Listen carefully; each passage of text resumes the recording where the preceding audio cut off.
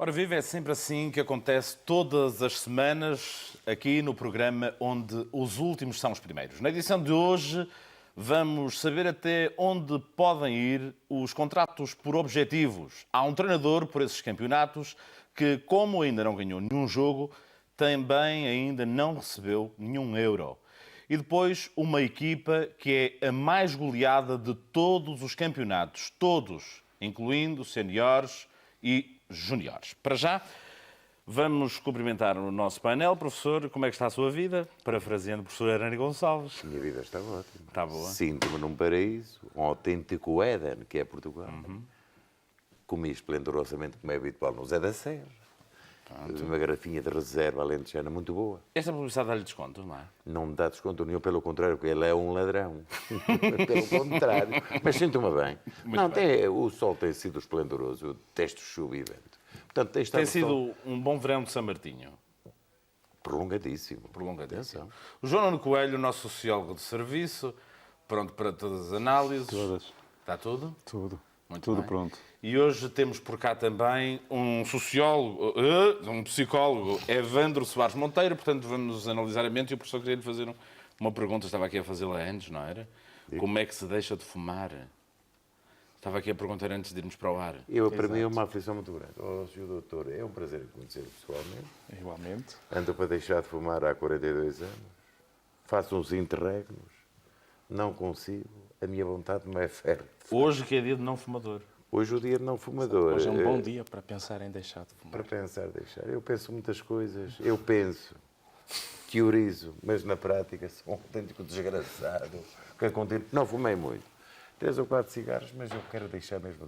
Sr. Doutor, é difícil, não é? É difícil, vontade mas é interior. possível. A vontade interior tem que ser férrea. Mas se o Sr. Doutor me disser que o tabaco, a nicotina e os seus produtos cancerosos associados dão-me algum prazer, também é verdade. Beber, bebo pouco. Comer o quanto basta. Fumar, claro. Pouco fuma. O Sr. Doutor já se está a rir. Ficamos por aqui, professor. Não sou propriamente o A hedonista. partir de Mas se os hoje... prazeres desaparecerem todos...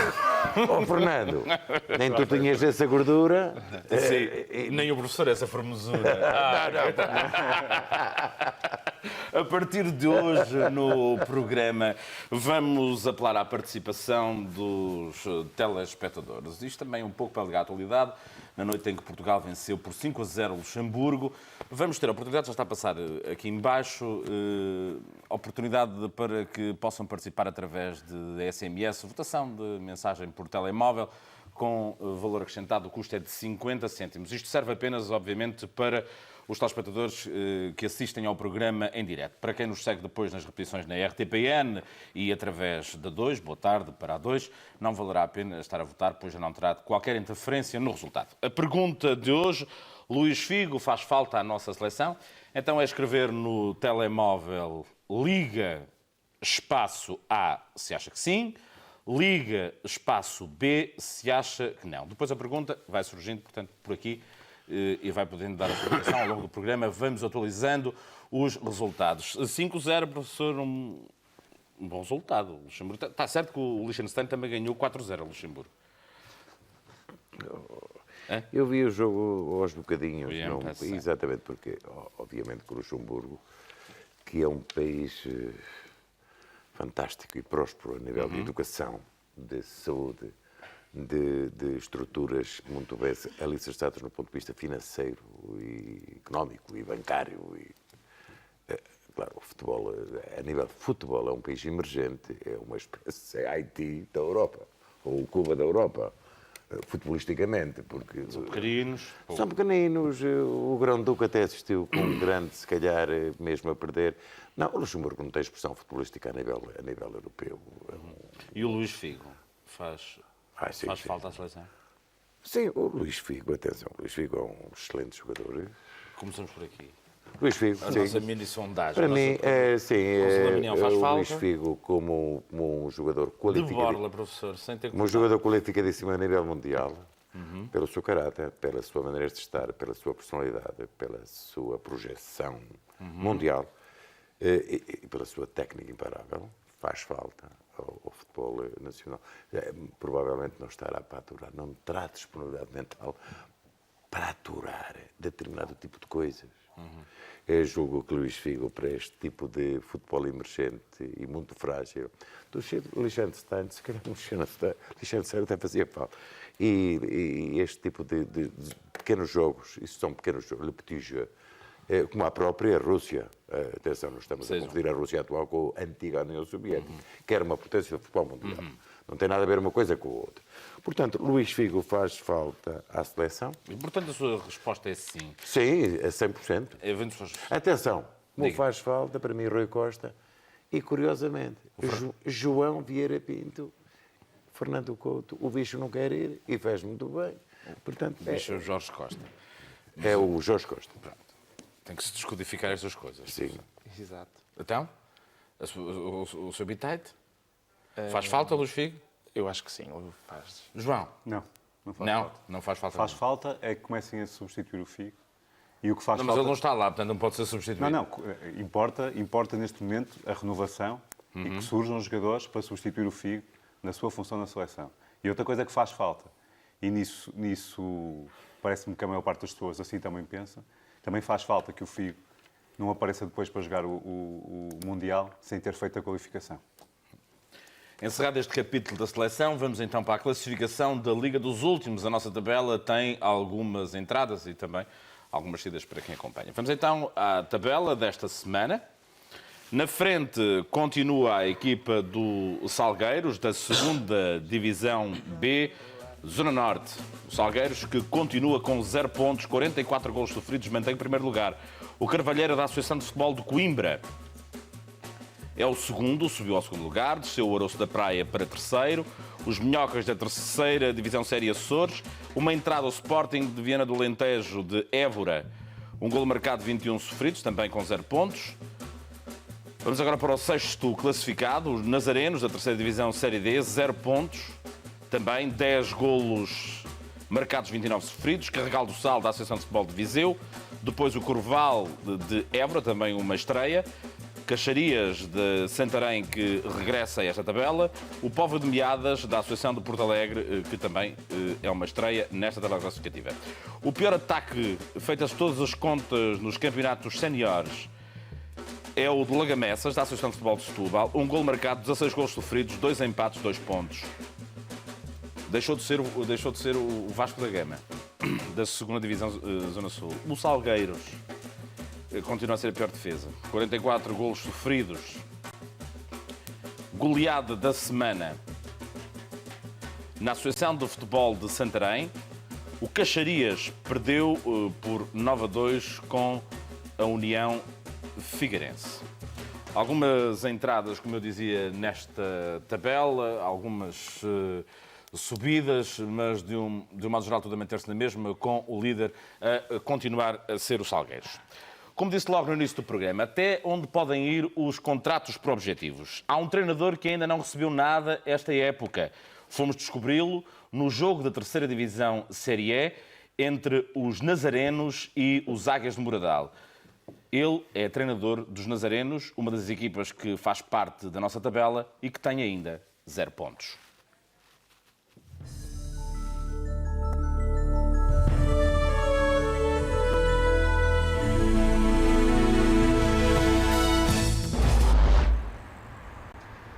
O Estádio Municipal da Nazaré recebeu um dos jogos da 10ª jornada da Série D da 3ª Divisão num sábado solarengo.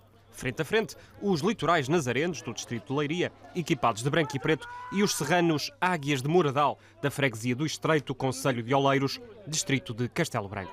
Na tabela classificativa, ocupam os 2 últimos lugares, com o Nazarenos em pior situação, fruto de 9 derrotas consecutivas, tantas quanto os jogos, apesar de ter tido uma participação honrosa na Taça de Portugal, de onde foi eliminado pelo primo divisionário Penafiel. Mesmo assim, os adeptos não perdem a esperança.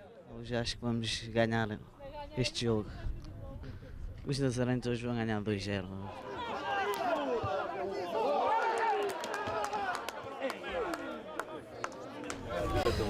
Não há coração que resista.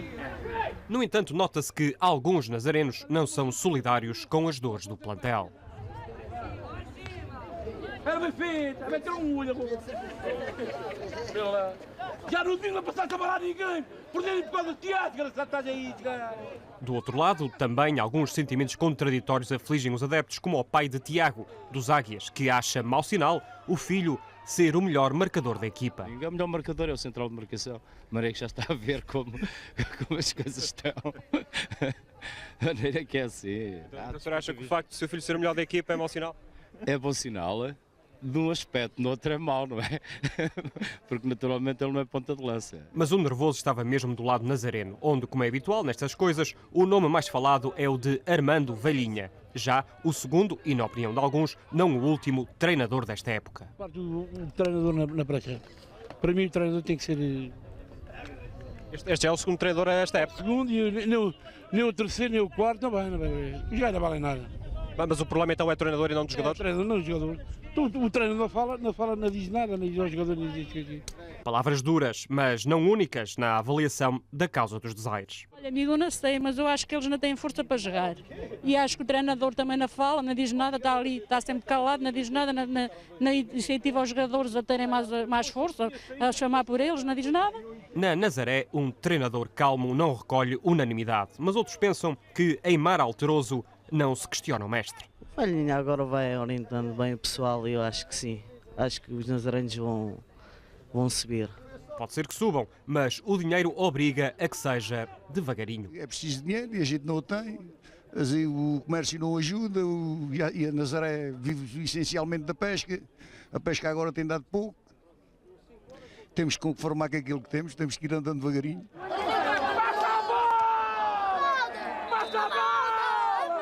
Com o resultado ainda nulo ao intervalo, José Rente, antiga glória do clube do Estreito, analisa o jogo em baixa. O penúltimo tem a obrigação de ganhar ao último. Sinceramente, se nós hoje não ganhamos aqui, não ganhamos a ninguém. Acha que estão assim tão mal? Acho. Muito mal.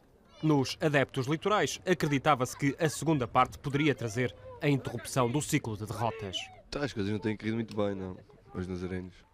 Mas pronto, pode ser que daqui para a frente melhor, se ganharmos hoje, pode ser que eles se motivem e façam o resto da época melhor.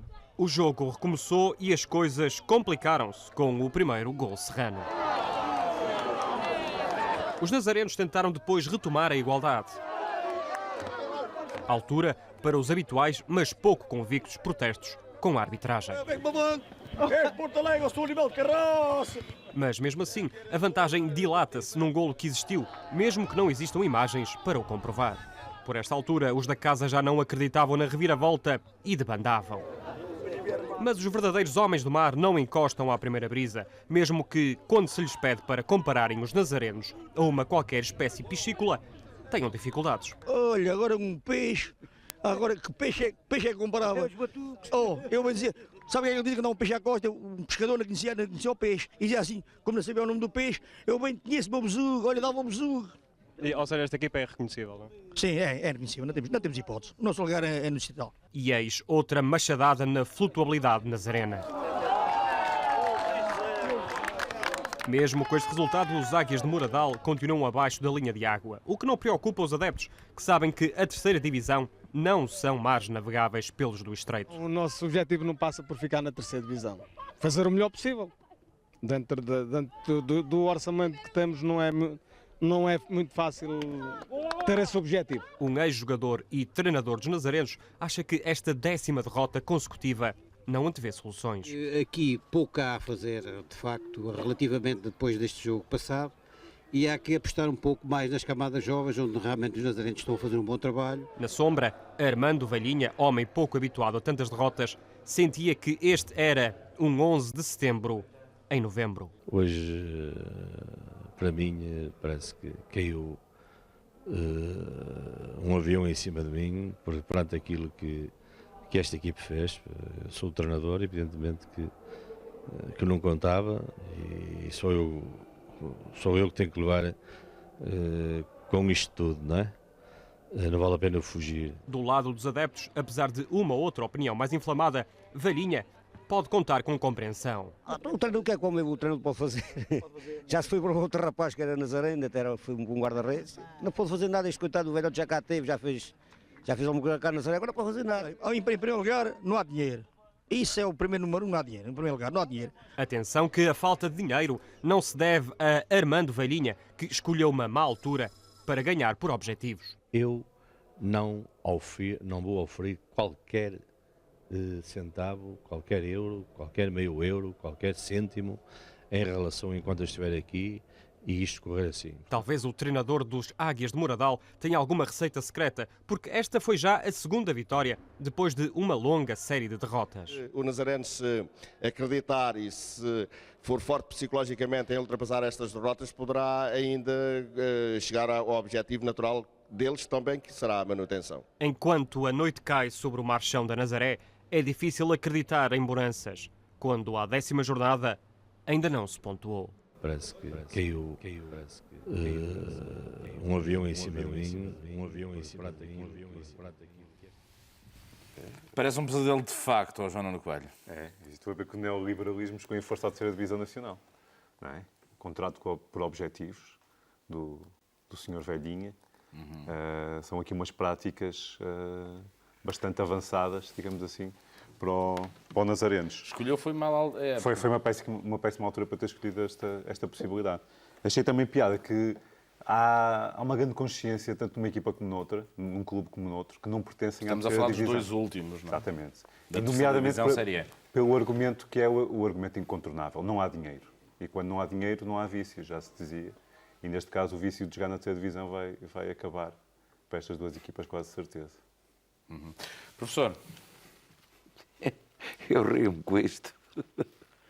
Este é dos contratos... Mas é de louvar esta atitude, não é? Contratos por objetivos? Não, a gente chamou-lhe contrato por objetivos, mas agora estou a dizer, eu não recebo nada enquanto isto continuar assim, com 0 pontos. Sim, mas é a mesma coisa, contratos por objetivos. Sim, é a mesma coisa. E se entrarmos na globalidade, levando à letra isto, bem, a maior parte, 90% dos ministros estavam encostados às bolsas.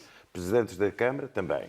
Contratos por objetivos. Contratos objetivos, e vou ser muito claro e frontal, eu só acredito no engenheiro Belmiro de Azevedo, no doutor Horto Osório do Santander ou do Paulo Fernandes da Cofina. São contratos por objetivos, um tipo investe, ganha, geralmente.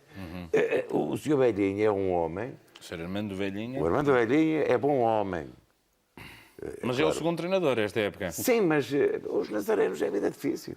Aquilo é o que diz o doutor e muito bem. Aquilo é o ultraliberalismo do futebol posto em Portugal. Eu só ganho... Agora, bem, valha-me Deus. Imaginem os treinadores. Primeira Liga de Honra. Havia treinadores, havia pelo menos os 3 últimos ou 4, eram capazes de ganhar 150 euros por mês, ou 200. Que era uma pensão muito grande. Porque, sabe, o treinador está muito bem pago à semana. E muito mal pago ao domingo. Está muito bem pago à semana. Espetacular. Isso quase que merecia aqui uma citação. Deliciosamente bem pago à semana. Agora ao domingo... Ao domingo, agora depende, que é sexta, sábado, domingo, segunda. Não, eu digo isto porque tenho a experiência vivida de 28 anos de alto rendimento. Há semanas excelentemente bem pago. Vamos aproveitar aqui a presença de um psicólogo para nos explicar esta coisa do... Dizia ali a dona Alice Brimbote que o treinador não se mexe, não anda, ele não diz nada, está ali quieto. Pois, isso é óbvio que tem uma influência tremenda, quer na produtividade dos jogadores, quer também na produtividade do próprio treinador, se ele não diz nada. Portanto, as pessoas que também estão em torno da equipa e tudo isso não apoiam, e isso acaba por provocar... Mas tem mais influência nos jogadores ou na bancada? A atitude do treinador tem uma influência talvez muito maior nos jogadores, obviamente. Muito bem. É o preço por ter que é um preço por não ter. Se os jogadores dizem muito, ao fim, barafusta, intervém, é interveniente, se perde na bancada e no tribunal, lá vai-te embora, só fazes teatro, não fazes nada, não muda. Se está calado, é um morcão, não faz nada, não dá uma instrução. Não ganha um aumento de gestão. E não ganha o homem um tostão. Isto é difícil, de facto. É vida difícil. Continua aqui por baixo o número por onde pode ligar e para responder à nossa questão vamos atualizando os resultados. Estão-me ali a dizer atrás da câmara para eu ler, mas eu daqui para ali... 57%. Oh, professor, eu consigo só. Não, eu não consigo. O monitor é muito pequenino. 57% dos telespectadores dizem que sim, Figo faz falta à seleção. 43% diz que não, Luís Figo não faz falta à seleção. Vamos continuar com esta consulta nesta noite de quarta-feira em que Portugal venceu por 5-0 Luxemburgo. Por cá pela Liga dos Últimos, foi a equipa do programa ficou muito espantada com uma série de números que surgiram nos jornais. Uma equipa que em 9 jogos sofreu 78 golos. E isso levou-nos até aos campeonatos nacionais de júniores. Neste caso, os júniores C, os antigos e iniciados. Ainda por cima, uma equipa que tem por nome Craques de Lamego, com tantos golos sofridos. Quisemos saber quais as razões e, por trás da história, há, pelos vistos, alguns motivos.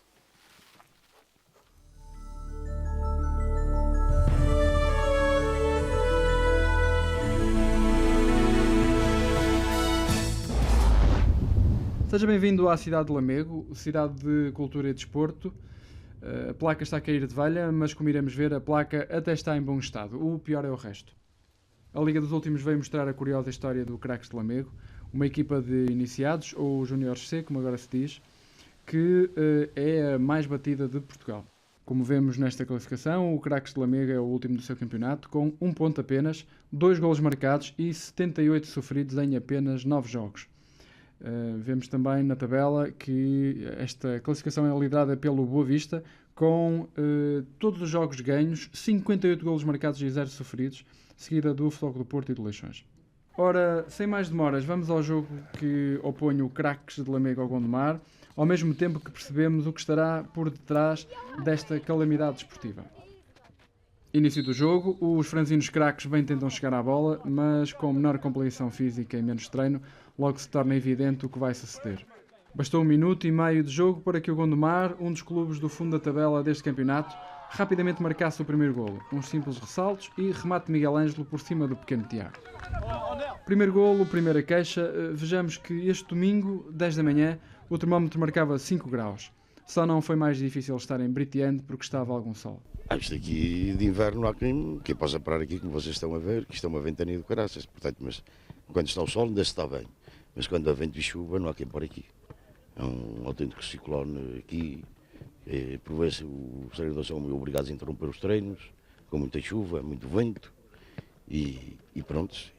E um gajo deslocar-se de Lamego para aqui, daqui de Lamego, daqui para Lamego, são grandes despesas que o clube tem. E o clube não vai aguentar muito tempo com estas despesas que está a ter. Com treinos longe de casa e péssimas condições, fazer desporto é uma odisseia. Os miúdos saem da escola às 5h15, estão no jardim às 5h30. Esperamos que venham os dois diretores para virmos para aqui nas carrinhas e treinamos. Chegamos aqui às 6, 7h15, 7h30 está o treino pronto. Acho que há poucas horas, são situações, pronto. Depois isto aqui é muito gelado. Frio, já tive que acabar várias vezes os treinos por causa da chuva, porque os miúdos não aguentam e assim, nestas condições não se pode fazer milagres, não é? E como encarar o jogo seguinte quando ainda não se ganhou um único? Não é lá muito bom estarmos sempre a perder, não é? Mas faço os possíveis para ajudar a equipe. Vocês no primeiro jogo logo foram jogar contra o Porto, perderam 20-0, vocês iam com esperança de fazer um melhor resultado? Não, nós já sabíamos para o que íamos, não é? Nós tentamos jogar o que sabíamos, mas eles foram muito mais fortes que nós. Não, nós não conseguimos fazer nada. Tu olhas para os teus amigos da tua equipe e olhas para os outros que são muito maiores, o que é que achas que vocês são tão diferentes em termos de estatura? Eles têm melhores condições e fazem um ginásio e têm outras vitaminas que nós não temos. É para ganharmos jogo com garra e determinação, é? Conforme eu vos disse aqui há um bocado, é para lutarmos e para vencermos, é? Está bem? Força, é? Podemos fazer o grito? Exato. Quem nós somos? Craques, craques, craques! Ora, como nós bem sabemos já, o Craques manteve a onda de pesadelo que começou há mais de 2 meses. O segundo golo do Gondomar aí está. Lançamento de linha lateral, bola para a linha da área e Samuel chuta por alto sem hipóteses para o pequeno Tiago. 2-0 com apenas 3 minutos de jogo. Mas perguntará o espectador, Porque joga uma equipa de Lamego numa aldeia bem fora de Lamego, ainda por cima, no cimo de um monte atravessado por um vento gélido. Mandarmos para aqui, isto aqui não tem condições nenhumas, os baldeários é uma vergonha. Eles realmente, quando é preciso qualquer coisa, estas pequenas coisas a gente pede e eles vêm, não é? Mas, enfim, é a Câmara que temos. Eles dizem que apostam no desporto, mas não se vê nada no desporto. Manuela Novaes veio no autocarro dos jogadores e adeptos do Gondomar para assistir a este jogo. As suas queixas são evidentes. Então, bom dia. Veio aqui ver o seu filho? Sim, vim. Não conheço isto, é a primeira vez. O Gondomar está a fazer bom campeonato? Não, nem por isso, mas pronto. Já vi que os senhores estão a reclamar um bocadinho porque estes campos, pelos vistos, não têm condições. A caminhoneta não podia passar, eu ali a fazer umas manobras, não tinha condições para chegar cá acima e estou aqui também é muito desamparado. E pronto. Não há um bar, não há um quarto de banho. Já viemos cedo, porque já saímos de casa às 6 horas e chegámos aqui e não temos. Devíamos ter qualquer coisa quente para tomar, assim, não temos nada. É natural, portanto, que os miúdos andem meio perdidos. E como não poderia deixar de ser, o Gondomar faz o terceiro golo aos 12 minutos, novamente pelo irrequieto Samuel. E ainda vamos com 10 minutos de jogo. Uma das principais razões para esta crise do Craques está aqui. Este era o antigo campo do Liceu. Em plena cidade, a equipa era uma espécie de clube das escolas a disputar o campeonato nacional. Mas, por causa da construção de um pequeno pavilhão gimnodesportivo, a Câmara deitou abaixo os balneários do campo e, ao fim de 2 anos, nenhuma pedra para os reconstruir ainda foi levantada. Posso dizer que a Secretaria de Estado do Desporto tem uns 15 mil contos para construir os balneários. Esses 15 mil contos estão à nossa disposição. Só que agora esbarramos com o problema da Câmara. A Câmara tem sido, nesse aspecto, nunca concorda com os nossos projetos. A Câmara agora está a elaborar um projeto, não sei quando é que nos vai dar ponto, que é para fazermos balneários subterrâneos ali no campo do Liceu. Isto também vai implicar a autorização da DREN, né? Portanto, a Direção Regional de Educação do Norte, mas penso que aí a gente está à vontade porque nós vamos fazer uma obra, mais uma, em terreno alheio, quer dizer, vamos fazer mais uma obra ali no campo do Liceu, que passa a não ser nosso, ser do Liceu na mesma. E não se pense que o ritmo do jogo foi fácil para o Craques. Aos 12 minutos, 4-0. Mais uma vez a equipa de Lamego perde a bola no seu campo, o Gondomar ataca pela esquerda e Sérgio Reis, como estamos a ver, tem tempo para tudo. Mostramos agora uma bela panorâmica do Complexo Desportivo de Alta Competição de Lamego, com direito a centro de estágio, bom enquadramento paisagístico e campo de futebol. Pareceria perfeito para o Craques, mas não é. A verdade é que no campo principal jogam os séniores do Sporting de Lamego. Entretanto, o campo pelado não tem as medidas mínimas para os jogos do Campeonato Nacional das Camadas Jovens e os relevados de treino não permitem jogos de infantis. Resultado, as crianças de Lamego têm de ir para o congelador de Britiano jogar a bola. E o ano passado tivemos aqui a treinar com as escolas e com os infantis. Só tivemos de sair daqui porque tínhamos que pagar 25 euros por cada treino. E como nós não temos dinheiro de andar a pagar ao Liceu 25 euros por cada treino, quando 90% dos miúdos são do Liceu, é complicado. Assim sendo, cá vai mais um golo. Tudo muito fácil, um canto, bola a andar por ali e Serginho atira para dentro da baliza. 5-0. E é tempo de fazermos uma breve pausa nesta goleada. E nós voltamos já. Ora, vamos então aos comentários. Há sempre algo por trás de cada história que se conta. 78 gols a partir de uma história espantosa. Nós contactamos com a Câmara de Lamego, tentamos ter cá o Presidente da Câmara, que devido a problemas de agenda não foi possível estar aqui hoje. Ora, começamos pelo nosso psicólogo, o convidado de hoje. Isto complica, de facto, a vida dos miúdos. Nós temos que ver aqui, acho que há duas componentes, ou duas perspectivas com que podemos encarar isto. Uma é realmente em relação às condições ambientais em que estes jovens se encontram a treinar, e outra tem a ver também com a forma como, portanto, uma componente muito mais relacionada com o indivíduo, com o jovem em si. Portanto, há vários fatores e, portanto, a peça também mostrou a diferença entre o litoral, deu uma alusão entre as diferenças da forma como são treinados os jovens nos clubes do litoral e os clubes no interior. Há aqui uma relação que está claramente influenciada por essa componente. O que eu lhe pergunto, assim muito diretamente, vale a pena mesmo assim praticar desporto? realmente as condições básicas estão a faltar, não é? Portanto, psicologicamente, isto, eu falo agora como pai, não é? Para a autoestima. Vamos imaginar e vamos pôr um bocado no lugar... Pode ser bom também para as adversidades. Eu por isso é que eu estou a perguntar se é psicólogo que sabe dos problemas. Vamos imaginar uma criança numa fase em que ele está a desenvolver a sua estrutura, a sua identidade, não é? Está-se a conhecer, portanto, está a desenvolver a sua maneira de ser, a autoconhecer-se, está a ver como é que as experiências começam a ser organizadas em termos de vivências pessoais. Portanto, é um local que, apesar de não estar no centro da cidade, está desviado. Para além disso... Bretiandos, concretamente. Bretiandos, exato. São os maus balneários. Treinam ao vento e à chuva. Há faltas de apoio. Mas ficamos pela à chuva. A questão é que ali o local é que parece que é muito frio. Exato. Não há bares, casas de banho, como as pessoas também diziam, para poderem portanto, usufruir de todas estas condições. A criança em si, pelo menos a ideia que foi transmitida pela peça é em termos de... Pelo menos vão tornar-se resistentes. No desenvolvimento. Porque o desenvolvimento há duas componentes. Nós temos que saber que uma criança tem que enfrentar... Doutor, eu vou-lhe pedir para ser breve. Quer as coisas boas, quer as coisas más. As coisas boas e as coisas más acabam por trazer equilíbrio e não o torna tão vulnerável. Se ele estivesse sempre a ganhar, acabava por prejudicar o desenvolvimento, porque também não sabia perder. E isso também acaba por influenciar e tornar a criança muito mais vulnerável no futuro. Do ponto de vista negativo, exato. Se perder e for constantemente a derrota, isso também provoca uma vulnerabilidade. Uma quebra da autoestima. Exato. E de certeza que a autoestima, o autoconceito, a autoimagem, toda uma série de características pessoais em termos de desenvolvimento, que com estas condições ambientais, todas à volta da criança, acaba por começar a influenciar claramente a construção da identidade. Ainda por cima nesta fase, que é quando eles precisam de sentir-se bem. Estamos a falar sentir-se apreciados, sentir-se... Na pré-adolescência. Já vamos aos nossos bibliotecários residentes para conversarem, para já atualizar os dados que estão a passar aqui por baixo. Quanto à nossa pergunta de hoje, Figo faz falta à seleção nacional. Um empate, temos que desempatar isto, estamos com 50-50. Pode continuar a sua votação, não esquecendo que se trata de votação por mensagem, por telemóvel.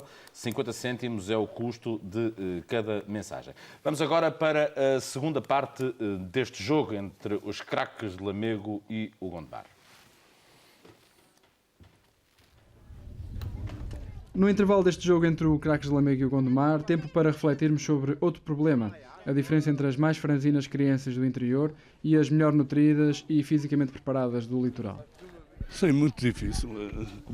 Conforme vocês estão a ver, isto é realmente difícil trabalhar com uma equipa destas, porque eles, coitaditos, eles não podem com a bola, eles... Entretanto, se era visível a comitiva do Gondomar, uma dúvida ficava. Onde estavam os pais e a restante família dos jogadores do Craques? Eram um pouco mais de 4, ou seja, já nem as famílias dos jogadores do Lamego vão ver os jogos. Desculpa lá, não é estava a perguntar se estava cá a malta do Lamego. Passam-se aqui coisas que eu prefiro nem falar. E então é melhor um gajo estar calado. No início da segunda parte, o Gondomar voltou novamente em 5 minutos a marcar 2 golos. Primeiro foi João Paulo, em mais um ressalto dentro da área. E a seguir, Sérgio Paes a marcar o 7º golo. A história mostra que nem sempre foi assim. O Craques de Lamego chama-se Craques porque em 1974, quando foi fundado, estava na moda ser craque. De qualquer forma, o clube soma bonitas vitórias no seu currículo. Só nos dedicamos às camadas jovens. Temos desde os 7 anos aos 16. A partir daí passam para o Sporting Lamego. Nós normalmente ganhamos um campeonato, subimos, no ano seguinte descemos, porque há só 2 coisas importantes. Não temos infraestruturas. Como vocês viram, nós jogamos numa aldeia, não temos qualquer apoio. Temos um apoio monetário da Câmara, muito pouco, chega para 1/3 das despesas. As pessoas aqui colaboram connosco, somos um clube só de miúdos, somos todos voluntários, aliás todos os dirigentes, treinadores, etc., o que põem é dinheiro do bolso para fora. A grande glória do Craques de Lamego foi o título nacional de juvenis, na época de 77-78, numa equipa de que fazia parte Álvaro Magalhães, o atual treinador adjunto de Giovanni Trapattoni. Portanto, isto é a fotografia dos campeões nacionais. O campeonato nacional foi ganho numa final em Setúbal, em Tomar, ao Vitória de Setúbal. No ano anterior, esta equipa tinha sido vice-campeã nacional, de iniciados, perdeu a final com o Belenenses. Portanto, e dali de que mais sobressaiu e agora pinda por mais, porque é o adjunto do Benfica, o Sr. Álvaro Magalhães. É o último em baixo. É o último do lado direito. O árbitro terminaria pouco depois o jogo com 7-0 a favor de Gondomar, fazendo com que o Craques some já 78 golos feridos em apenas 9 jogos. O facto mereceu até uma palavra de simpatia do treinador vencedor. Como é que acha que se aguenta uma equipa destas com tantas derrotas e com tantos golos? É capaz de ser um bocadinho difícil. E admiro as pessoas que realmente estão à frente de clubes, neste momento o Craques Lamego, não é? Admiro o espírito que eles têm para encarar, viagens longas e sempre com resultados desnivelados. É preciso realmente ter muita coragem e para eles também deixo uma mensagem de solidariedade e de amizade da parte do Gondomar Futebol Clube, porque há dias melhores, há dias piores, com certeza na época seguinte as coisas vão correr melhor e há que levar o campeonato até o fim, sempre com dignidade. Lamego numa bucólica tarde de domingo. O Sr. Sebastião dá de comer às pombas, tranquilamente, em frente à Câmara Municipal. A Câmara, segundo apurou a Liga dos Últimos, diminuiu este ano o orçamento para funcionamento das equipas de crianças e jovens do Craques de Lamego. E enquanto a crispação aumenta, Lamego vai vendo os seus miúdos sofrerem goleadas de que nunca se vão esquecer a vida inteira. Pois, e esta de facto é a grande questão que fica. Antes de passarmos então aos nossos comentários, atualizar novamente os resultados desta nossa pequena consulta de opinião. Nesta altura, para 62% dos telespectadores, Luís Figo faz falta à seleção, 38% acham que não. João Coelho, voltando aqui aos Craques de Lamego, esta é a questão, estes miúdos. Tu até és treinador de miúdos. Eu até sou treinador de miúdos. No caso de escolinhas, que são um pouco mais novos do que estes, têm dos 6 aos 10 anos. Eu penso que esta reportagem para já é muito válida, obviamente, porque vai alertar para algo que existe no país inteiro. Não se pense que é só o Craques de Lamego que treina num sítio ventoso, com muita chuva. A maior parte das crianças treinam, e dos jovens e dos adultos, treinam com estas condições, com maus balneários, com poucas condições a todos os níveis, desde as balizas aos pisos, às bolas, a tudo. Esta é a primeira questão. E é importante que se fale disto, é importante que, em termos institucionais, se melhore isto, porque a paixão dos miúdos pelo futebol é algo verdadeiramente extraordinário. É fácil, acaba por ser fácil lidar com eles, coisa que muitas vezes os professores se queixam, porque eles gostam tanto de futebol que nem quase têm tempo para fazer as traquinices, digamos assim. Estão ocupados realmente a jogar futebol, têm uma paixão doida pelo futebol. Também traquinices no futebol, não é? Obviamente, o futebol já em si é uma traquinice. Agora, o que me parece é que também temos que ver um pouco o outro lado. E o outro lado aqui é, mesmo ao nível da formação, temos um pouco a tendência para pensar demasiado em termos de resultados. A formação existe para formar, o futebol de formação é para formar, não é... O primeiro objetivo não é ganhar. Eu compreendo que perder constantemente acaba por ser fruto de frustração e muitas vezes até de abandono da própria prática. Portanto, não queremos isso. Agora, temos que tentar relativizar um pouco. E um dos elementos fundamentais, nomeadamente para essa relativização, e uma coisa que eu não estou de acordo e também não o estou porque também baseio-me no trabalho de outras pessoas, é, por exemplo, o futebol de 11. Jogar futebol de 11 em determinadas idades acaba por ser extremamente prejudicial. E acaba por levar... Achas que? Por exemplo, eu penso que deve futebol de 5, futebol de 7 e vai-se evoluindo até chegar ao futebol de 11. Porque depois o que acontece é que junta-se um grupo de miúdos com mais capacidade física, que estão mais desenvolvidos para a idade. E se calhar... Fazem ginásio, como dizia ali o Rafa. Esta questão do litoral e do interior até pode ser importante, mas não é apenas aí. E acabamos por... Não acredito que seja tanto por aí. Acabamos muitas vezes por resolver as coisas no futebol de formação, com 2 ou 3 miúdos espigadotes que mandam uns chutes com mais força que os outros. Quando nós vimos, se fôssemos a pensar assim, os Cruyffs, os Maradonas não tinham tido hipótese de aparecer. Porque estas coisas... Obviamente, os frascos, tantos jogadores por aí fora. Portanto, penso que é importante contextualizar sempre estas questões. E, nomeadamente, ter esta noção. Ganhar na formação não pode ser o mais importante.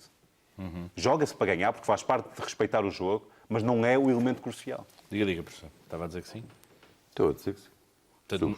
Subscrevo completamente o que o doutor disse. Subscrevo na totalidade. Mas como é que se dá a volta a isto? Professor? Efetivamente, quando vi uma equipa de juvenis ser... Portanto, não sei entender, isto não é nada importante, é continuar a jogar. Não estou a dizer que não é importante. Eu julguei que havia oscilações, quando há 68 golos, eu julguei que havia oscilações comportamentais ao nível psico-neuromotor. Sim. Isto é um palavrão. Mas, afinal, não. Esta gente não é... Os miúdos não são o chamado handicapé, não são diminuídos. Efetivamente, treinam em situações No ponto de vista logístico, zero. No ponto de vista de infraestruturas, zero.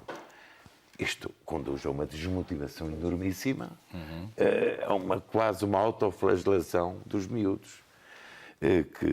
Atenção, que eles, como transmontanos que são, curiosamente, o miúdo disse, nós estamos aqui. Estão ali na fronteira, são durienses. Estes miúdos estão a competir. Sabemos que o adversário é mais forte, não sei o quê. E é aqui que se nota o escandaloso desequilíbrio do interior para o litoral. Isso é que é grave. Obviamente que sim. Estes miúdos treinam porque gostam. Obviamente que a formação e a progressão desta gente... Sim, uma formação feita no Futebol Clube Porto ou num Boa Vista é completamente diferente. Mas atenção, eu sei que, e a justiça seja feita, o secretário de Estado do Dr. Hermino Loureiro parece-me que deu uma verba... Para os balneários. Para os balneários. Ora bem, acontece que, efetivamente, a Câmara de Lamego tem que tratar também, no seu pluro do desporto, da juventude. Desta juventude, que são efetivamente franzinos, que não têm, efetivamente não fizeram uma progressão didática e pedagógica como devia ser, e o doutor tem razão, exatamente, eu estou de acordo consigo, na medida em, e atenção, isto não é vaidade nem modesto, a escola Hernana Gonçalves, que funciona aqui no Porto, Exato.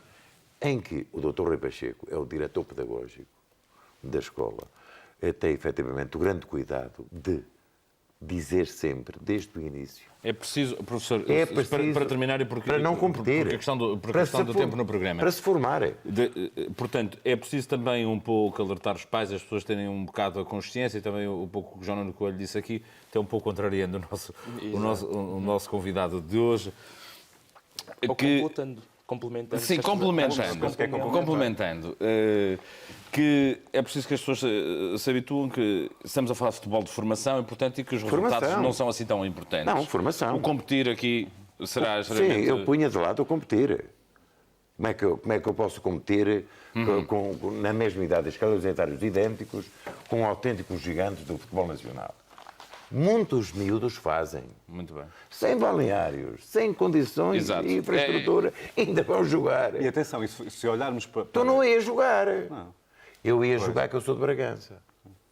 E se calhar há 55 anos atrás, ou 56, eu fazia isto. Muito bem, na rua. Com muita chuva. Quando era miúdo, jogava-se na rua. Se olharmos para os últimos anos do futebol, aí nesses escalões, estas goleadas são normais. Exato. É normal o Porto dar 20 e 30 nos jogos. Pegando nisto que estamos a falar, aliás, eu até fiz uma pesquisa relativamente a este assunto. Há um estudo que foi feito nos Estados Unidos que nos diz realmente que as dificuldades do desporto, estas que estávamos a falar, e pegando nisto que estava a dizer o professor Hernani, mostra claramente que quando há estas dificuldades, as sugestões ou as estratégias encontradas para eles conseguirem mostrar e ganhar eficácia em termos destes grupos, portanto, é sempre baseado no processo, nunca nos resultados, não é? Como dizia. Sim. Para além disso, os conselhos era, primeiro, mudar as regras para permitir outro patamar de sucesso. Portanto, o sucesso não é o objetivo ao fim da liga, não é o objetivo no fim do jogo. É, assim, o processo em si, saberem interagir, saberem jogar. Segundo, é eliminar ou esquecer os resultados do jogo em si ou dos últimos jogos. Esquecer o lugar da tabela ou as estatísticas individuais de cada jogador. Sim. Portanto, se eu joguei mal ultimamente, não é por isso que vou ter que continuar a jogar mal. Menos competição, mais socialização, exato. Será isso? O terceiro ponto, educar o treinador com uma maior eficiência, um impacto psicológico positivo, dar-lhe estratégias dessa forma para que ele tenha um impacto na sua equipa de trabalho, não é? Nos jovens, para que aumente a coesão grupal também, porque a equipa tem que ser coesa.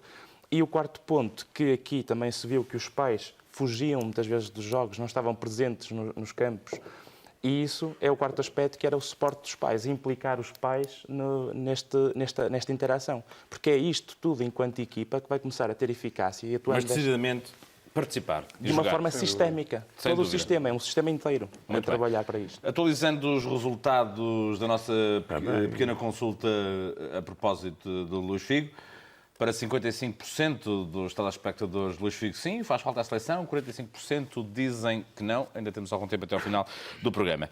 Vamos por agora consultar os últimos, fazer a nossa tabela de Euroliga dos últimos, saber quais são os últimos por essa Europa fora e ver quais são as surpresas hoje que o João Nuno Coelho também nos traz.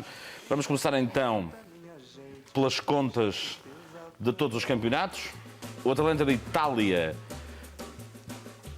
é o líder desta Euroliga dos últimos.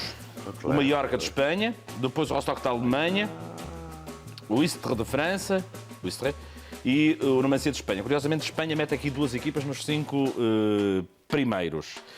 E agora, as contas do João Nuno Coelho vão já surgir aí. O quadro vai mudar e João Nuno Coelho, ora, o que é que nos traz aí? Temos o final do Campeonato da Letónia, finalmente para o Alda de Riga. O Alda de Riga deve estar felicíssimo do campeonato ter acabado. 27 derrotas em 28 jogos, portanto apenas um ponto num campeonato que durou 28 jornadas. Já está 97 gols sofridos. Exatamente. Pela competição. O grande líder da tabela é agora o Safa Baki, do Campeonato do Azerbaijão, que tem 10 derrotas consecutivas. É o mesmo número de jogos realizados, 30 gols sofridos, uma média de 3 gols sofridos por jogo. Logo a seguir o Anelli do País de Gales, que sofreu mais uma derrota, já leva 9 também, 9 derrotas em 9 jogos. Com a mesma performance temos o São Giovanni do Campeonato de San Marino, igualmente com 9 jogos e 9 derrotas. 39 gols sofridos, o que dá mais de 4 gols por jogo, em média. E temos agora 2 novidades. Campeonato de Andorra, com o Atlético Clube de Escade, que tem 8 jogos e 8 derrotas. 27 gols sofridos, também apenas 5 gols marcados. E, como eu tinha prometido na semana passada, saímos da Europa para não nos acusarem também de eurocentrismo. E fomos o Campeonato de Andorra? Ok, o 10 Cal, com os 8 jogos e 8 derrotas. Então, para fugir ao eurocentrismo, fomos até à Líbia e acompanhamos o Campeonato de Al-Tahadi, que ainda leva apenas 5 jogos e 5 derrotas. Portanto, ainda é um bebé nesta história da Liga dos Últimos. Mas está a caminho. Pronto, as coisas se E o doutor continua a ver... Em grandes investigações. Mas eu hoje também tenho surpresa para ti, João. É. Equipa da Letónia. Neste a propósito de Ligas dos Últimos e quem anda em último. Ora, temos aqui um quadro que vamos pôr no ar e que tem a ver com o Campeonato Nacional de Ténis de Mesa. O Campeonato Nacional de Ténis... É verdade, professor. Também há disso. Também há. Olha, veja lá. Pronto. E cá está a surpresa final. O Benfica é o último classificado. E então isso dá algum gozo? Pronto, professor, é só para dar... Ténis de mesa. Daqui a nada pões... Ganha nenhuma partida. Daqui a nada pões sueca e bisca. Também pode ser, professor, porque não? Também pode mas ser achei graça ao doutor, à Letónia. Aquela equipa da Letónia, aquilo devia haver mais propensão para o melhorio e para a vodka. Porque é que eles não marcaram golos? Vamos às chicotadas desta semana. Saber como é que anda isso de mudanças de treinadores. A começar, obviamente, por Itália, Del Neri. Já foi? Não. Este está para aí.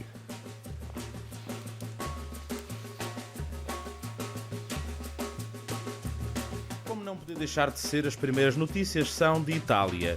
A vida do patrono desta secção da Liga dos Últimos não está fácil. Del Neri perdeu por 1-0 contra o Reggina e a Roma está em 15º lugar com 13 pontos.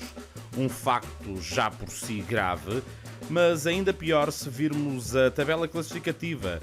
A Roma só tem mais 2 pontos que o penúltimo classificado. O Santa Clara, o último da segunda Liga Portuguesa, tem novo treinador. José Moraes sai do comando da equipa dos Açores e entra para o lugar Agatão, até agora treinador adjunto. Outro adjunto a subir do posto é Marco Cerveira, do Lourinhanense, da 3ª Divisão Série E.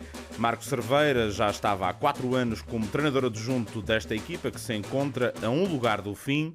Atrás só tem mesmo os nazarenos, com 0 pontos. Manuel Cajuda ainda não sabe o que é ganhar na Superliga. O treinador do Beira-Mar fica à espera de causar surpresa no jogo do próximo fim de semana contra o Sporting. Estamos mesmo a chegar ao final do nosso programa de hoje. Fomos fazendo uma consulta ao longo desta emissão. Aqui fica o resultado da opinião dos nossos telespectadores à pergunta que aqui colocamos. Luís Figo, faz falta à seleção? Para 57% dos nossos telespectadores, sim. 43% dizem que não. Boa noite a todos, obrigado pela vossa presença e até para a semana. Boa noite. Boa noite. E boa tarde para a 2. E boa tarde para as 2, às 15 horas. Exatamente. Até para a semana.